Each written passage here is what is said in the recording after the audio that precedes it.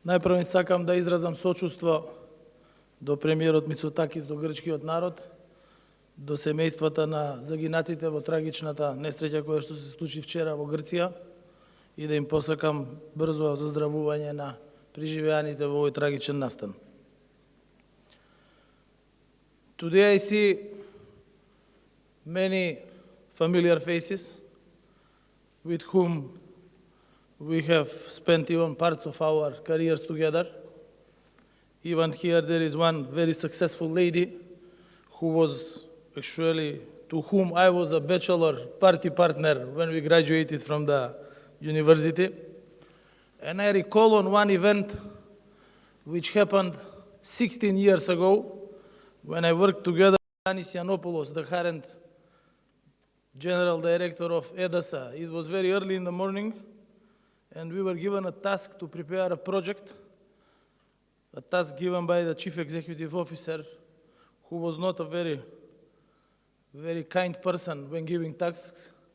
So we worked with Yanis long days on this project, and I came 5 minutes after him in the office. He already opened his computer, and I said, Yanis, good morning. He said, good morning. He was very busy. I said, what is happening? He said, I cannot find the file. I said, how can you could not find the file? I cannot find the file, he's saying. There was some problem with the computer. We called several guys from the technical department. It was led by one of the best technical directors in the country, by Ilyushev. He is also here. And then they couldn't find the file. And the CEO came in the office, and he said, good morning. And I remember the answer which Yanis gave to him. We will see whether this morning will be a good morning if I don't find the file. Since I have today my files, and Yanis has his files, and Simeon has his files, and all of us have our files, I know that this morning will be a good morning, and this day will be a very successful day. Затоа, почитувани дами и господа, Ваши екселенции, почитуван Симеон Цомокос, основач и председател на Делфи економскиот форум, почитуван Арис Влахос, председател на Грчката бизнис асоциација во Северна Македонија, почитувани представници на медиумите, почитувани учесници на овој форум, сакам да изразам огромна чест и задоволство што денес го отворам вториот поред економски форум овде во Скопје, каде сме домаќини на еден од најголемите регионални собири, кој прерасна во традиционална средба на највлијателните чинители на политичката и економската сфера во регионот и пошироко. Тука на едно место ќе ги чуеме ставовите и мислењата на различните чинители кои се надевам ќе се преточат во политики на државите кои ги представуваме. Би сакал да ги поздравам и организаторите, економскиот форум од Делфи, Грција и Грчката бизнис асоциација во Северна Македонија, кој го организира овој значаен собир во партнерство и соработка со домашните компании. Би сакал да им посакам топло добре дојде на моите драги колеги од регионот, господинот Курти и господинот Авазович, кои денес ќе присуствуваат во Скопје, кои учествуваат на форумот. Потоа ги поздравувам господинот Гир, представниците од дипломатскиот кор, како и вице-премиерите, министрите, претениците, директорите на предпријатијата, како и представниците од бизнис секторот од државата и од регионот. Претходниот прв економски форум се одржа во ек на корона кризата, а сега 2 години подоцна се соочивме со светската економска и енергетска криза која предизвика забавување на економиите и раст на инфлацијата на глобално ниво.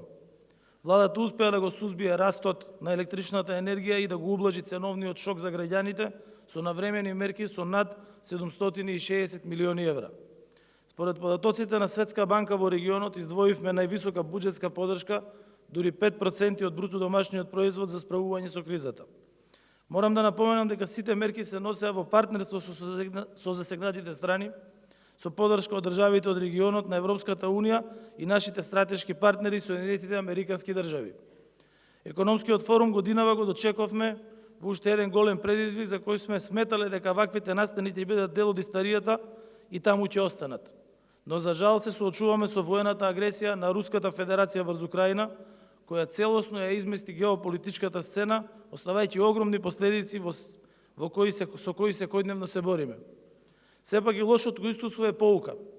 Барем ние, народите од овие простори, сме поминали турбулентни историски моменти, исполнети со конфликти, поделби, раздори и убивања. Поучени од тие поделби и раздори, не треба да се вртиме кон минатото, туку треба да се фокусираме на еднината, на тоа како да ги подобриме нашите економии, како да им овозможиме на нашите граѓани подобар стандард и поквалитетен живот.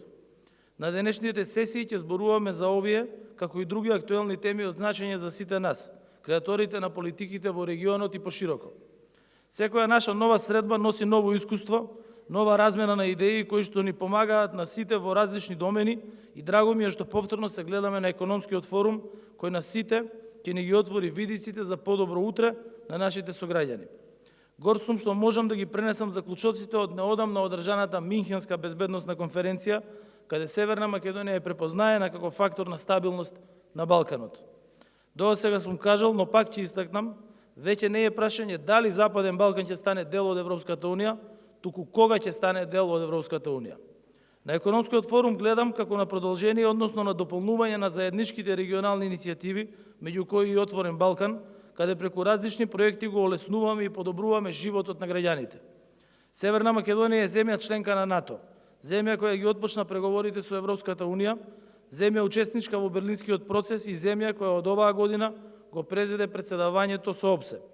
Ние сме земја која отворените прашања на билатерално, регионално или меѓународно ниво ги решаваме по дипломатски пат, а не насилно. Затоа за нас е несфатлива и неприфатлива воената агресија во Русија, од Русија врз Украина, акт со кој се кршат сите меѓународни норми и правила пренесени во меѓународните договори. Северна Македонија цврсто чекори кон Европската Унија. Во оваа прилика би сакал да им се заблагодарам на нашите стратешки партнери, Соединетите Американски држави и земјите членки на Европската Унија, кои во изминатиот период даваат безрезервна поддршка на нашето членство во Европската Унија, како и поддршка на реформските процеси на тој пат. Нашата држава, заедно со Србија и Албанија, веќе функционира како Европска Унија во мало. Неодамна Собранието на Република Северна Македонија ги ратификуваше законските решенија кои произлегува од иницијативата Отворен Балкан. Со тоа нема веќе граници меѓу овие три земји. Отворен Балкан е реалност за граѓаните на Северна Македонија, Србија и Албанија, кои ќе можат да работат во која било од трите држави без да вадат работни дозволи, без какви било бариери, без аплицирање и чекање, без административни трошоци. Со тоа се либерализира регионалниот пазар на труд. Станува збор за огромна помош и олеснување за компаниите со цел полесно отворање на нови работни места и полесно да ангажираат работни кадри и за нив да обезбедуваат добри плати и добри услови за работа. Гледаме придобивките од отворањето на заедничките гранични премини и како бенефит од тоа имаат нашите граѓани, на кои им се олеснува и скратува движењето преку границите. Дополнително од круцијално значење за трговската размена во регионот и пошироко се зелените коридори, зашто ќе треба заеднички да работиме со цел да го подобриме и прошириме нивното функционирање и кон земјите членки на Европската Унија. Со тоа ќе влијаеме и ќе придонесеме за подобар имидж на нашите економии и држави. Во оваа прилика сакам да истакнам дека нашата економија и во услови на најголемата криза е стабилна и ќе расте. Тоа се должи на храбри одлуки кои ги носиме, со цел кризата да ја претвориме во можност. Направени се значајни постигнувања, а во оваа прилика ќе издвојам само неколку. Минатата 2022 година, една од најкризните години во Европа, ние имаме рекордна бројка на странски директни инвестиции, 430 милиони евра во технолошко-индустријските развојни зони. Отворени се нови 2300 работни места со плати повисоки од државниот просек. Со цел ние како држава да ги помогнеме компаниите, а согласно Законот за финансиска поддршка на инвестициите, во 2022 година исплативме рекордна државна помош од 23 милиони евра на 410 компании, кои вработуваат над 27.000 работници. Минатата година се подпишани нови 277 договори, што е најголем број подпишани договори од донесувањето на законот.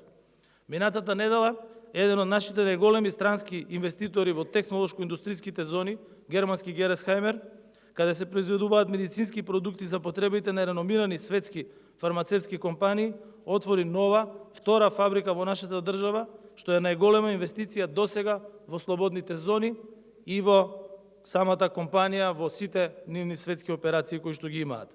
Бранот на нови странски инвестиции ќе продолжи и годинава. Тоа се должи на поволностите кои ние како држава ги овозможуваме за странските инвеститори кои во Северна Македонија гледаат како на безбедна дестинација за инвестирање. Затоа би сакал да ги стимулирам сите потенцијални инвеститори да не се двоумат. туку да ги вложат сите своите средства по примерот на инвеститорите кои вложуваат во моментот во нашата држава, нудејќи европски плати за македонски услови. Нашите граѓани, како и граѓаните од регионот на Западен Балкан, заслужуваат европски услови за работа и европски плати. И кај извозот бележиме рекорди.